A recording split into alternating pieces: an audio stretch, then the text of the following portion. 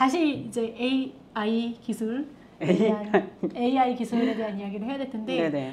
정보인권 운동하시는 분들이 계속 얘기했던 게 AI 기술에 대한 사회적 통제에 대한 이야기를 좀 많이 하고 계시는 것 같아요. 근데 그거와 관련해서 국회에서 좀 법이 통과된 게 있죠. AI 기본법. 이거에 대해서 좀 반대 성명이 나왔던 걸로 제가 기억하는데 이 법이 어떤 법이고 왜 반대를 하는 거고 이런 이야기를 좀 먼저 이사님이 해주시면 저희가 좀 이해하는 도움이 될 것 같습니다. 지금 그 국회 상임위원회에 그 말씀하신 AI 기본법이 이제 통과가 됐습니다. 그래서 지금 법제사법위원회로 말하자면 이제 계류 상정이 이제 되는 네. 단계인데요. 근데 뭐 법사위가 지금 대통령 탄핵 소추안을 이제 소관하게 되면서 모든 법안 심사가 중단됐습니다. 그런 상황인데 요게 이제 그 양면적인 특징이 있어요. 뭐냐면 이제 기업들은 자율 규제, 다른 규제가 없는 자율 규제를 주장을 하고 있고, 그 다음에 시민사회는 기업들이 충분히 의무를 이행할 수 있는 제재 수단이 있어야 된다. 왜냐면은 어떤 그 인공지능에 대해서 어떤 조치를 취하는 게 다 비용이거든요. 근데 어떤 종류의 조치를 취하라고 했을 때 비용이 들어가는데 그거를 아무런 강제할 수 있는 수단이 없으면 그 조치를 취할 이유가 없잖아요. 그래서 이제 그게 충돌하는 쟁점 중에 하나인데 이른바 자율규제와 자율규제. 그런데 이제 지금 어쨌든 그 딥페이크 사건이 사회적으로 큰 충격을 줬고 시민사회 요구도 있어가지고 지금 과방위를 통과한 인공지능 법안에 요 딥페이크랑 관계된 내용이 조금 들어갔습니다. 그러니까 투명성 확보 의무라고 해서 실제와 구분하기 어려운 가상의 음향, 이미지 또는 영상 등의 결과물을 제공하는 경우 해당 결과물이 인공지능 시스템에 의해 생성되었다는 사실을 이용자가 명확하게 인식할 수 있는 방식으로 고지 또는 표시해야 된다. 이런 조항이 들어갔고 그 다음에 다만 이제 이 결과물이 예술적이거나 창의적인 표현물에 해당을 하면 약간 이제 면제할 수 있다. 이런 조항이 있습니다. 그래서 이것도 사실은 이 딥페이크 성폭력 대규모 사건의 여파로 들어가게 된 거고 시민사회 요구도 있었던 거고 어쨌든 이 표시가 되면 추적도 좀 될 수 있지 않을까 그런 기대를 이제 하게 되는 거고요. 근데 이제 이게 왜 아쉽냐? 위반 시 제재가 없는 거죠. 제재가 없다. 제재가 없죠. 그러니까 이제 지금도 그 딥페이크 성폭력물 제작에 사용됐던 앱이 이를테면 해외 앱이었을걸요. 누디파인가 하는 앱이라고 들은 것 같은데 그걸로 뭔가를 생성한 다음에 얘를 유통하는 사람이 원래 표시를 해야 되는데 표시가 없이 막 이거를 이제 유통을 했을 때 처벌할 수 있냐 없다는 거예요. 지금 수단이 그런 문제가 하나 있고 그 다음에 시민사회는 원래 이제 성폭력 특별법에서 디지털 성폭력물에 대응하기 위한 새로운 조항들이 들어갔을 때 인공지능법은 또 뭘 할 수 있을까 이거를 이제 고민을 했어요. 그게 지금 좀 전에 말씀드린 이제 투명성 의무와 이제 제재 수단이 있을 거고 다른 하나가 이제 국가의 요 인공지능 법을 소관하는 어떤 이제 거버넌스 기구가 생겼을 때 이 거버넌스 기구가 이런 이제 허위의 영상에 대해서 뭐 탐지하거나 아니면 기술 발전 추이를 좀 따라가면서 이 부분에 대해서 인권 침해에 대해서 이제 대응하는 그런 사무를 소관해야 된다. 그런 생각이 있었는데 그거는 과방위 통과안에 반영되지 않았습니다. 예.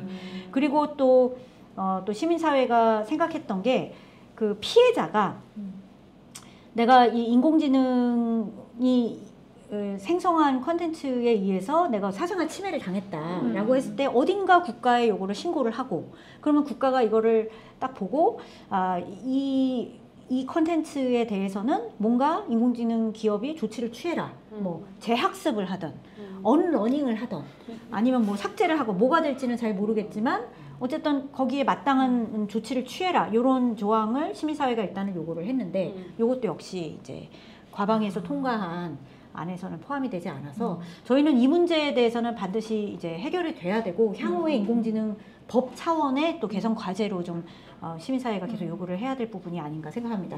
요거까지 이제 시민사회가 생각했는데 만약에 그 밖에도 어떤 디지털 성폭력에 그로 인한 여성들의 이제 피해에 대한 대응 아니면 권리 구제로서 제도적인 해법이 가능하다고 생각되는 부분이 있으면 아이디어를 주시면 좋겠습니다. 아이디어가 있으면 댓글로. 네네 그런 아이디어가 있으면 반영을 해서 이 법에 반영할 수 있는 거는 시민사회가 반영을 해서 또 국회 향후 개선 과제로 계속 요구를 좀 해볼 수 있지 않을까 싶습니다. 네. AI 기본법이 이제 뭐 디지털 성범죄, 딥페이크 성범죄 그 영역에서 이제 말씀해 주셨는데 그거 이외에도 사실은 담고 있는 게 굉장히 많잖아요. 그렇죠. 네, 제가 알기로는 시민사회가 그러니까 정보인권 운동하시는 단체들이 시민사회 안을 만든 걸로 알고 있어요, 제가. 근데 그게 국회에서 발의되지 못한 걸로 좀 들었는데 무슨 일이 있었는지 다 토로해 주시죠. 네, 누가 가나 문제인 무슨 일인데, 것입니까? 네. 아니 일단 자율 규제 때문이에요. 그러니까 여기에 약간 시민사회 안에 핵심은 어쨌든 규제하는 내용이 들어가는 거거든요. 이걸 뭔가 이렇게 책무를 만들어 놓고 그걸 위반하면 어떻게든 제재를 한다라는 게 있고 특히 어떤 부분의 인공지능은 아예 개발하지 마라. 이런 이제 금지 인공지능에 대한 조항이 들어가고 그 금지 인공지능은 이를테면 유럽연합 인공지능법에는 금지 인공지능에 뭐가 있냐면 나이, 그러니까 연령, 장애 그리고 사회경제적 취약점을 악용해서 중대한 피해를 입히는 인공지능은 아예 금지한다. 근데 그 금지하는 인공지능을 개발하거나 시장에 출시를 하면 어떠한 과징금을 부과를 한다. 뭐 이런 이제 제재 조항이 있단 되게 말이에요. 강하네요. 그렇죠. 네. 그러니까 장애인들 취약점을 이용하거나 노인들의 취약점을 이용을 해서 중대한 피해를 입히면 그 인공지능은 금지되는 거예요. 근데 이거는 사실은 이렇게 법에 명시를 하지 않아도 그 어떤 인권법적인 그 논리로 충분히 금지할 수 있어요. 금지할 수 있는데 요거가 이제 금지가 들어갔다고 난리가 난 거예요. 그래서 시민사회가 발의할 수 있는 의원들을 찾았지만 요걸 발의하겠다고 기꺼이 나선 의원을 결국 찾지를 못했고 그래서 이제 저희가 독자적으로 이제 소개 의원을 한 분을 섭외를 해서 청원을 했습니다. 법안 발의는 못하고 네. 청원을 해서 지금 국회에 청원은 공개가 돼 있는 상태입니다. 예. 그 이상 단계로는 진전을 못한 거죠.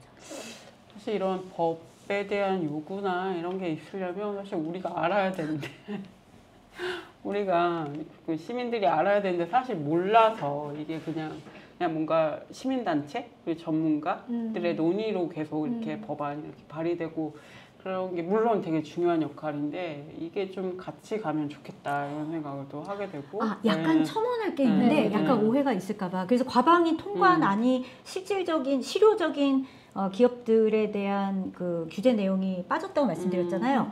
근데 이제 마지막에 시민사회가 많이 요구를 해서 한 가지 규제 조항이 들어가긴 했어요. 그게 뭐냐면 이 법을 위반한 사실에 대해서 과학기술정보통신부 장관이 사실 조사를 하고 시정명령을 할 수 있다 이런 조항이 이제 하나 들어갔거든요. 근데 이제 문제는 과학기술정보통신부는 산업진흥부처예요.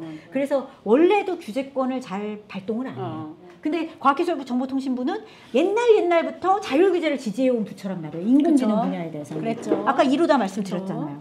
그러니까 이 과학기술정보통신부 장관이 이 규제 조항을 제대로 발동을 하겠냐. 그래서 이제 저희는 이거는 말이 안 되고 그냥 이 법 위반 사실에 대해서 그냥 그 자체로 기업들을 규제하는 조항이 들어가야 된다. 왜 과기부를 거쳐야 되냐. 이런 주장을 했는데 지금 법사위 넘어갔다고 말씀드렸잖아요.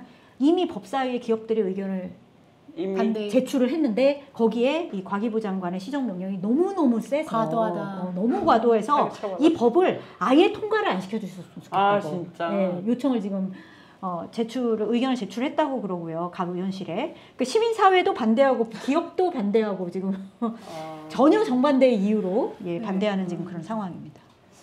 좀 빠르죠. 자신들이 이익이 자신의 이익을 되는 위해서. 건 굉장히 빠른. 그러게요. 우리가 가만히 있을 수 없다. 네. 시민사회 안이 좀 발의가 됐는데 그럼 소개위원 통해서 청원이 됐는데 그러면은 어떻게 되는 거예요? 그것도 상임위를 거쳐야 되지 않아요? 상임위 거쳐야죠. 그쵸. 상임위에서 보통 근데 청원한 법안은 별로 이렇게 상임위 회의에서 잘 다루지 않습니다. 보통은 무시되죠.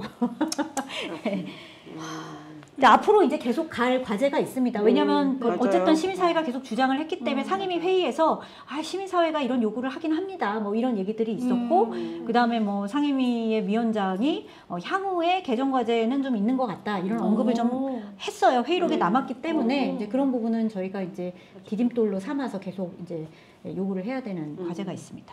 네, 법안이 또 중요하고 또 앞으로 계속 봐야 될 이유가 있는 그런 내용인 것 같습니다. 네. 앞으로도 계속 감시가 필요한 영역인 것 그러니까요. 같네요. 맞아요. 예, 저희